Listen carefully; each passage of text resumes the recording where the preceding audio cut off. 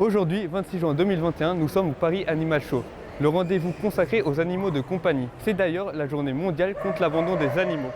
Avoir un animal, c'est une responsabilité. Le Code civil reconnaît d'ailleurs depuis 2015 qu'il s'agit d'un être vivant doué de sensibilité. Pour débuter ce reportage, nous avons la chance d'interviewer Katia Renard, la rédactrice en chef de 30 millions d'amis. Elle nous présente l'association Solidarité Peuple Animal, qui aide les refuges et les associations pour animaux. Grâce à elle, nous allons aussi comprendre l'ampleur et les principales causes d'abandon. La plateforme Solidarité Peuple Animal, c'est une plateforme qui met en relation les associations de protection animale avec les particuliers qui veulent faire du bénévolat ou leur faire des dons en matériel, en nourriture, et aussi les entreprises qui veulent aider ces associations. Le nombre d'animaux en France qui sont abandonnés, c'est vraiment la grande question parce que c'est difficile de recenser. On estime, le chiffre qui circule, c'est 100 000 animaux abandonnés. En réalité, on serait plus autour de 200 à 300 000 animaux abandonnés chaque année, avec un pic juste au moment de l'été.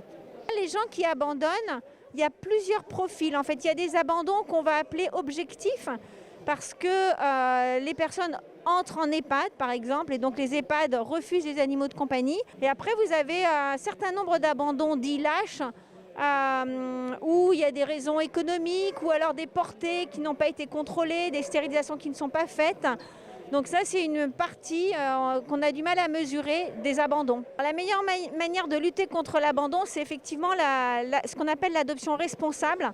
C'est de se poser, quand on veut un animal, se poser les vraies questions. C'est quel est mon mode de vie? Est-ce que je vais répondre à ses besoins éthologiques? C'est-à-dire si j'ai un chien qui a besoin de bouger, si je ne suis pas une personne très mobile, que je ne sors pas beaucoup, forcément il va être malheureux. Donc la première question à se poser, c'est quel type de vie je lui propose et est-ce que mon mode de vie lui correspond. Ensuite, c'est de savoir qu'un animal, c'est un coût. Donc c'est est-ce que je vais avoir les moyens financiers de subvenir à ses besoins et aussi de pouvoir faire face aux frais vétérinaires. Et ensuite, évidemment, il faut que toute la famille l'accepte.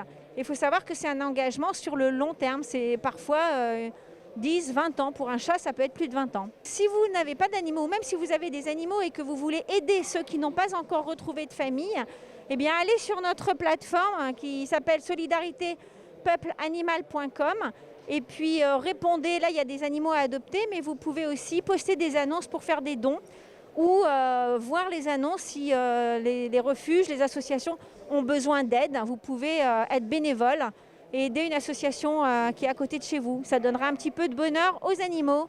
Nous poursuivons notre reportage avec Sabrina Gros, de la Maison des Animaux. Cette association accueille des animaux abandonnés, les soigne et leur trouve une nouvelle famille d'accueil. Alors c'est une association loi 1901 de placement et de protection animale. On récupère des animaux qui sont abandonnés et on les replace dans des familles, on leur cherche des familles. On reçoit des chiens, des chats, des nacs, des lapins, des octodons, des cochons d'Inde. Et on en reçoit à peu près 250 par an. On fait tout ce qu'il y a à faire, on fait la stérilisation, l'identification, les vaccins, d'autres soins, les opérations s'il y a besoin, etc. Et ensuite on leur charge les familles. Il faut qu'il y ait un animal qui corresponde à votre vie, à vos conditions de vie. Et ensuite il y a un contrat d'adoption qui est rempli, il y a une pièce d'identité à fournir, un justificatif de domicile et une participation à l'adoption. Enfin, nous terminons ce reportage avec Julien Moureau, de la société Normandise, partenaire du salon qui produit de l'alimentation pour les animaux et s'engage dans la lutte contre l'abandon et la mise en valeur de l'adoption. La Normandise s'engage en donnant de la nourriture aux associations. L'année dernière, on a donné l'équivalent de presque 600 000 euros de produits à des associations diverses et variées sur du chien et du chat en alimentation. Et on aide financièrement aussi certaines associations. On aide après à travers des événements comme la Journée mondiale des animaux, le défilé de l'adoption, l'Adoption Center. Le bien-être animal est au cœur de tous nos produits. Nous partons du principe qu'en fait, un animal bien nourri est un animal bien portant, en bonne santé, et la nourriture contribue à 100% au bien-être de l'animal. Donc les valeurs de l'entreprise, c'est la cohésion, l'engagement et nourrir des animaux qui sont dans des familles où tout se passe bien, c'est notre cœur de métier.